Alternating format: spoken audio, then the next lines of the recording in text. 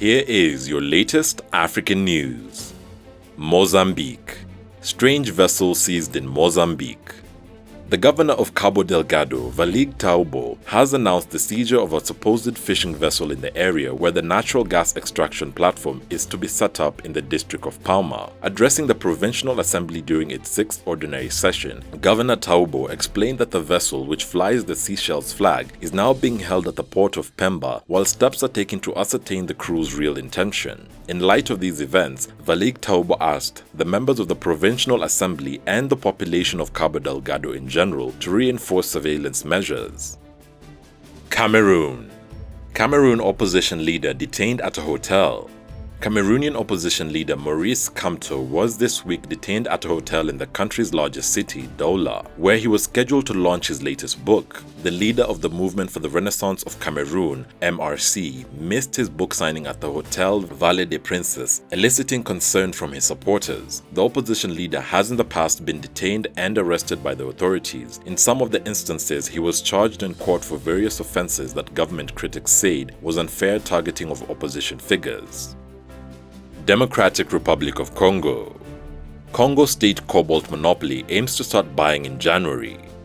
Democratic Republic of Congo state cobalt monopoly plans to start buying artisanal cobalt in January, its CEO Jean-Dominique has said. Cobalt, which is trading at around $62,000 a ton, is used in many of the batteries that power electric vehicles, sales of which are expected to soar as the world strives to cut carbon emissions. The Congo set up Enterprise General du Cobalt (EGC) to buy, process, and market all the artisanal cobalt produced in the country, which miners usually dig by hand and sell to unregulated middlemen who trade it. Congo last week announced a new push to develop battery manufacturing capability in the country. In the long term, EGC aims to buy 25,000 tons a year of artisanal cobalt.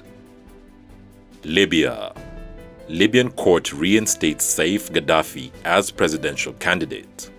The son of Libya's longtime ruler, Muammar Gaddafi, has been given the go-ahead to run in the country's upcoming presidential election, his lawyer said, a week after being disqualified for what Libyan authorities said were war crimes committed during the uprising against his father more than 10 years ago. Saif al-Islam Gaddafi's lawyer, Khalid al-Zaidi, confirmed this week that the court in Seba accepted his client's appeal, lodged earlier in the day, and that he would therefore be reinstated in the presidential election scheduled to take part later this month. Zimbabwe.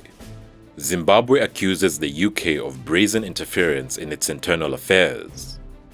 Zimbabwe President Emmerson Mnangagwa has accused the United Kingdom of interfering in his country's internal affairs after London voiced concern over human rights violation and prosecution of government critics in the southern African country. In its human rights priority countries ministerial statement for the period January to June 2021, published late last month, the UK's Foreign, Commonwealth and Development Office said Zimbabwe remained a major source of concern because of its worsening human rights situation. President Mnangagwa hit back in a televised address this week, saying the debate in the House of Lords is an unwarranted and blatant interference in Zimbabwe's domestic affairs. He said Zimbabwe had been a sovereign state since its independence from Britain in 1980, and since it was not affiliated to the Commonwealth, London had no basis dictating to it how to run its affairs.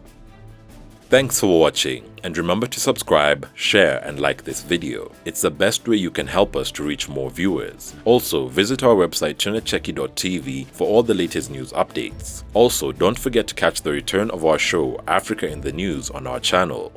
You can directly support this new series by becoming our YouTube member or becoming a Patreon. And remember, Africa is watching.